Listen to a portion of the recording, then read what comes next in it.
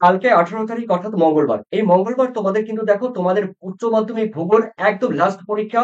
তো এই লাস্ট পরীক্ষা দেখো তোমাদের উচ্চ মাধ্যমিকের জন্য গুরুত্বপূর্ণ ব্রড কোয়েশ্চেন দেখো সাজেশন লাস্ট মিনিট একদম তোমরা কালকের জন্য যে কোয়েশ্চেনগুলো তোমাদের পরীক্ষা আসবে সেই কোয়েশ্চেন গুলোই নিয়ে তোমাদের সম্মুখে উপস্থাপন করছি। তবে হ্যাঁ, অন্যান্য সাবজেক্টের মতো কিন্তু ভূগোলে 5টি 10টি কোয়েশ্চেন দিয়ে কিন্তু তোমাদের লাভ হবে না। তার কারণ যেই কোয়েশ্চেন গুলো দেবো সেই কোয়েশ্চেন তোমরা দেখলেও বুঝতে পারবে এগুলো কতটা ইম্পর্টেন্ট এবং কতটা ভাইটাল হতে চলছে। চলো, কালকের জন্য ভূগোলের জন্য কি গুরুত্বপূর্ণ কোয়েশ্চেন আছে একবারে অ্যাটলিস্ট তোমরা চোখ বুলিয়ে নাও। 35 নম্বরে তোমাদের ভূগোল রয়েছে দেখো।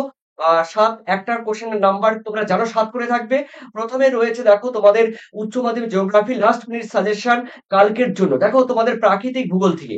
এই প্রাকৃতিক ভূগোল থেকে তোমাদের রয়েছে প্রথমে রয়েছে দেখো ভূমিরূপ প্রক্রিয়া, তারপরে রয়েছে ভৌমজলের কার্য সংশ্লিষ্ট ভূমিরূপ। দেখো এই প্রথম অধ্যায় থেকে আমি যেগুলো দিচ্ছি তোমরা একবার কিন্তু চোখ বুলিয়ে নেবে, যেগুলো তোমাদের কিন্তু পরীক্ষায় আসতে চলছে। দেখো প্রথম কোয়েশ্চেনের মধ্যে রয়েছে দেখো সমুদ্র, সামুদ্রিক ভৃগু, তরঙ্গ কর্তৃক মঞ্চ, তারপরে খিলান, ব্লোহল কিভাবে সৃষ্টি হয় তার উপযুক্ত চিত্র সহ ব্যাখ্যা করতে হবে, প্রবাল প্রাচীর গড়ে ওঠার কারণগুলো আলোচনা করতে হবে।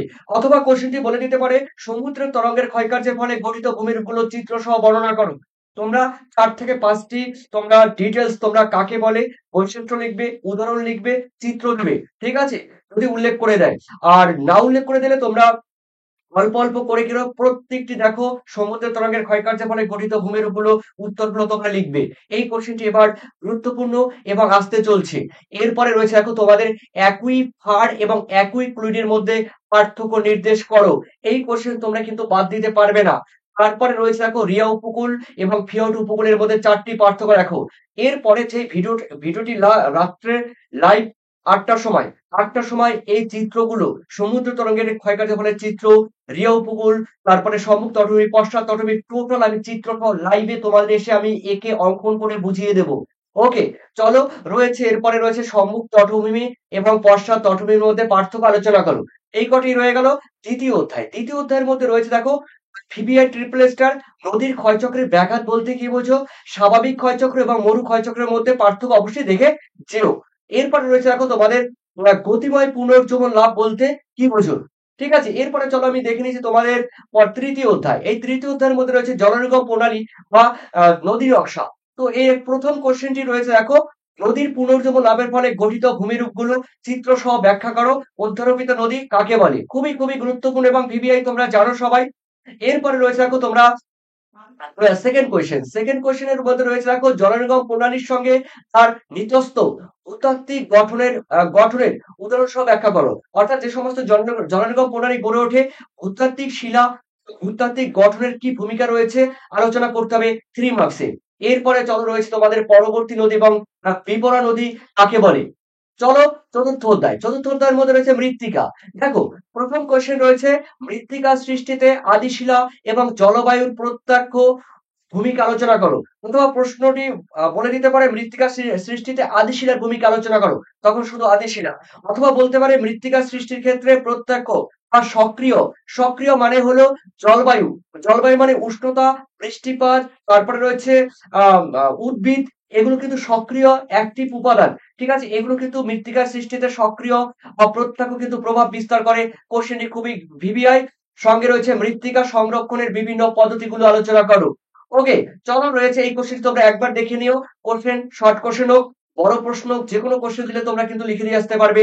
আঞ্চলিক মৃত্তিকা, আন্তঃআঞ্চলিক মৃত্তিকা, অনাঞ্চলিক মৃত্তিকার পার্থক্য পারলে তোমরা কিন্তু কাকে বলে বৈশিষ্ট্য তোমরা লিখে দিতে পারবে।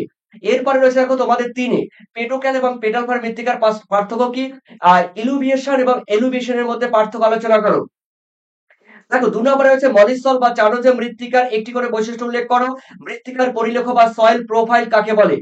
পঞ্চম অধ্যায়ের মধ্যে রয়েছে দেখো তোমাদের পঞ্চম অধ্যায় বায়ুমণ্ডল রয়েছে চিত্র সহ নাতিশীতোষ্ণ ঘূর্ণবাদের জীবনচক্র ব্যাখ্যা করো। অথবা কোশ্চেনটি ঘুরিয়ে দিতে পারে চিত্র সহ মধ্য অক্ষাংশে ঘূর্ণবাদের জীবনচক্র ব্যাখ্যা করো। ঠিক আছে, এটি কিন্তু খুবই গুরুত্বপূর্ণ। পরের কোশ্চেন রয়েছে ক্রান্তীয় ঘূর্ণবাদ এবং নাতিশীতোষ্ণ ঘূর্ণবাদের পার্থক্য আলোচনা করো। আইটিসিজেড কি।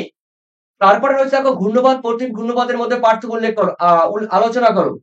তারপর রয়েছে দেখো লবণম্ব এবং হ্যালোফাইট উদ্ভিদের অভিযোজনগত বৈশিষ্ট্য আলোচনা করো।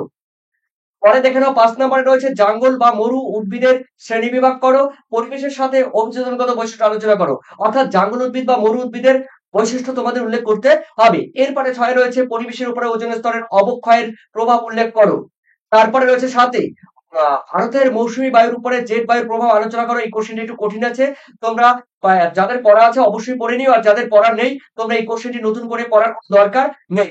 এরপরে রয়েছে দেখো জেট বায়ুর 3টি বৈশিষ্ট্য উল্লেখ করো, ওজোন গহ্বর কাকে বলে, হয়ে গেল। এরপরে রয়েছে দেখো তোমাদের ষষ্ঠ অধ্যায়। ষষ্ঠ অধ্যায়ের মধ্যে রয়েছে জীব বৈচিত্র্য। দেখো জীব বৈচিত্র্যের জিনগত বৈচিত্র্য, প্রজাতিগত বৈচিত্র্যের উপর সংক্ষিপ্ত টিকা লেখো, সংক্ষেপে জীব বৈচিত্র্যের গুরুত্ব উল্লেখ করো। 4+3। এরপর রয়েছে দেখো ইনসিটু এবং এক্স সিটু কনজারভেশনের মধ্যে পার্থক্য কি। তারপর রয়েছে জীব বৈচিত্র্য সংরক্ষণের গুরুত্ব উল্লেখ করো। এক্সট্রা আরেকটি কোশ্চেন দিয়েছে, তোমরা দেখে নিতে পারো। সপ্তম অধ্যায় দেখো মানুষ মানুষ পরিবেশের মিথস্ক্রিয়া, দুর্যোগ ও বিপর্যয় কি রয়েছে দেখে নিচ্ছি আমি। রয়েছে দেখো প্রথম কোশ্চেন রয়েছে দুর্যোগ ও বিপর্যয়ের মধ্যে দুটি পার্থক্য লেখো। আর রয়েছে দেখো তোমাদের 2 নম্বরের হরপা বান কাকে বলে, খুবই গুরুত্বপূর্ণ। কোন জায়গায় কিন্তু এই কোশ্চেন পাবে না, কিন্তু এই কোশ্চেন দেওয়ার মতো রয়েছে। হরপা বান কাকে বলে, মেঘ ভাঙা বৃষ্টি কাকে বলে, বন্যাকে আধা প্রাকৃতিক দুর্যোগ বলা হয় কেন। ঠিক আছে, এরপরে রয়েছে দেখো তোমাদের এই চ্যাপ্টার থেকে একটি কোশ্চেন দিয়েছি, অর্থনৈতিক ও ভূগোল। অষ্টম অধ্যায় অর্থনৈতিক ক্রিয়াকলাপ। দেখো রয়েছে কোয়াটারনারি এবং কুইনারি অর্থনৈতিক কার্যাবলীর মধ্যে বৈশিষ্ট্যগত পার্থক্য উল্লেখ করো। ঠিক আছে, একটা কোশ্চেন। নবম অধ্যায়ের মধ্যে রয়েছে কৃষিকাজ। দেখো ভারতীয় কৃষিকাজের সবুজ বিপ্লবের সুফল এবং কুফল উল্লেখ করো।